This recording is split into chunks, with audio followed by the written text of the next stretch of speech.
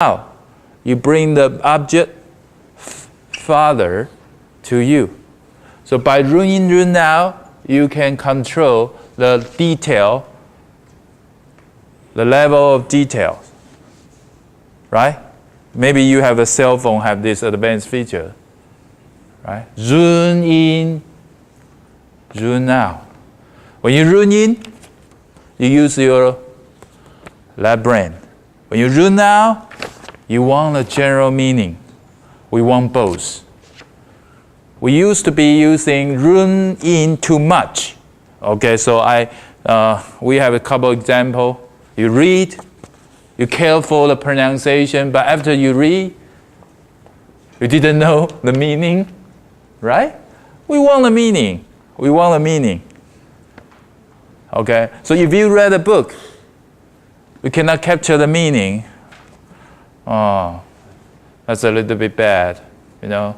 This is not what I want, and also not what you want. Let's talk about adults' problem. We often use our run-in lens too much, almost all the time. But we already have the ability to use the wide-angle lens when we use our native language, Chinese. Why? 我现在如果讲中文，我讲很快，你们会一直听我在讲中文讲什么吗？当然不听啦，听 general meaning 啊。Why, when it comes to foreign language, you use your run-in lens? 知道我在讲什么？ Yeah, it is because it's hard, but we already have that kind of ability to use the right brain. That's your native language. So now, he said, the article said, as an adult, especially for the foreign language, we need to change our angle. Try to use a more wide angle lens. Okay? We need somebody to remind us, read for general meaning, speak for general idea, not care about the detail, too much detail. Okay, for example, when you do the presentation, if you care very much about your grammar, the word that you use, you didn't focus on use the general meaning as the first priority. I guarantee your audience may have difficulty understand you, even though you speak English pronunciation very good. This paragraph is nice. This is, we call, telling some other people a story. By doing so, that the idea get across. Use a sport, playing tennis. Those experience to express the same idea. This is we call the metaphor. Analogy. Very useful for the writing. You know, some people, they try another way to explain the same thing by telling the story, their own self-experience. Okay? So what did he say? He said that I used to overanalyze. The author, I, who is I? The person who wrote this article, right? He's a professor, he's a language expert. He said, I used to. What is used to? Something you did before, in the past, but not now. I used to be a student, but now I'm a teacher. I used to be music lover, but now I'm learner. I try to play. Okay? So he used to overanalyze. Analyze too much is overanalyze the tennis game. I would tell myself to watch the ball. Okay, watch the ball. And what? swing the racket. Racket. What is a racket?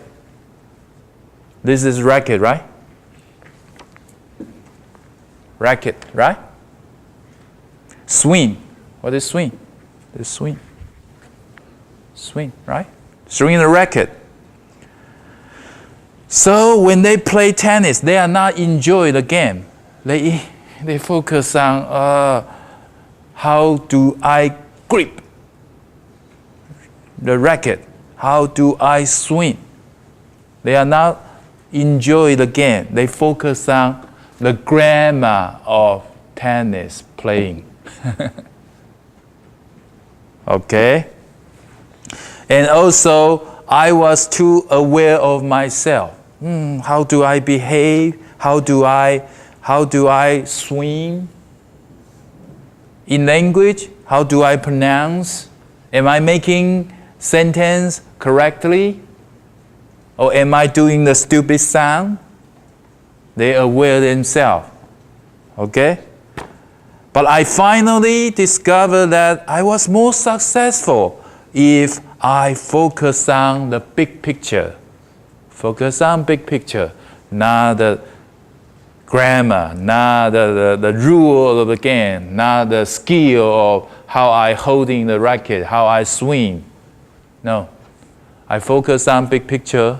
I just let go, and also enjoy the process. 他说什么 ？Should you stop studying grammar, pronunciation of vocabulary? No, he said, no. Sometimes focusing on small pieces of English is important and useful. It helps you to see what you cannot see with your wide-angle lens. As you continue to learn English, it is very useful to be able to quickly zoom in on a difficult word or grammar point, and then zoom out to the wide angle again. Okay? Think about it. What is the meaning of this whole paragraph? Now we are not a beginner level. We are now just focused on the grammar. Okay? I want that each paragraph you get something. What does that mean? The message is that we still need to study grammar. We still need to study vocabulary. But I said, don't use the traditional way to memorize. You read the article, you gain the vocabulary and the grammar. Okay? Please do that. Second, you should have the ability to notice something you don't know very quickly. For example, when you read this article, most of the word not bothering you, you pick up the general meaning. But if you find some word, maybe one word, for example, angle, you didn't know. You spot it, you notice it. That is your vocabulary. Write it down. Maybe later, after class, you look up the dictionary and re-see the article. Most of the time, you use wide angle, but you got to have the ability to notice the word that you don't know. Remember the very first class, I played you an audio by Steve Carman. He talked about 3 keys to language success. Number 1, remember the attitude. Number 2, the time you spend with. That also refers to patience. Number 3, the ability to notice the part that you don't know. Okay? If you miss that part, you cannot do the self-improvement. You only rely on your teacher. What teacher teach you, you receive, maybe not receiving. A lot of students in the classroom, teacher talking a lot, but they are not receiving. They're not receiving. This paragraph also have a lot of good information inside. In language education, we adults usually be compared with children. Okay, they talk about who is winner. If we put a group of children learning a language and a group of adults learning the same language, have the same hour of instruction or same hour of picking up the language, who learn fast? Usually, children win. But this paragraph said we can beat children because we are adults. We can choose to be children, at least mentally. I can become the children. I can pretend to be children. I can have a children attitude. But can children act as an adult? Very difficult, right? Children, they cannot understand economic. If you're talking about the 民进党, 国民党, their relationship, they confuse, right? That's politics. So, we have the great chance only when we know how to be a children. So he said this information very important. Why children often winners? It is because they use a wide angle. This is very important for the fluency. When children use that approach, they speak just like a native speaker. They don't worry about the grammar. That over time, their improvement, they understand other people's message. They can express themselves very easily. But adults use a totally different approach. We focus on grammar, focus on the test. We worry about the mistake. In the end, we cannot speak even a single sentence. That is the obvious result. This one can express very easily. This one, even though take the score of 100 score, 4 marks, but you cannot express yourself. And then adults usually hate ourselves. Why we such an idiot in language? We don't have any talent in language. No. If you decide to be children way, this lesson today, article, tell us method. Okay? Method. Use the global view to pick up language. Don't worry too much about your self-performance. Enjoy the process. When children read a book, what they care, what they really care. Interesting. They don't care about the grammar. If this is the book they are not interesting, they just throw it away very quickly. My daughter do that to me.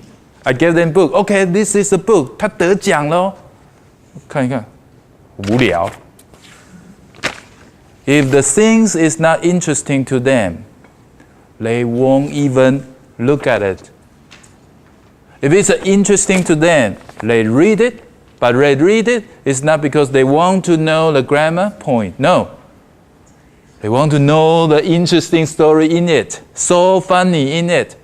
But by this way, they pick up the word and the grammar. We do that when we read Chinese comics book. 我们读，你不是说你喜欢 comic 吗？就是 interesting 嘛。你读 comic 是为了学文法吗？不会嘛？你是看中文的 comic 还是中文的？绝对不会为了想学中文文法嘛，对不对？啊。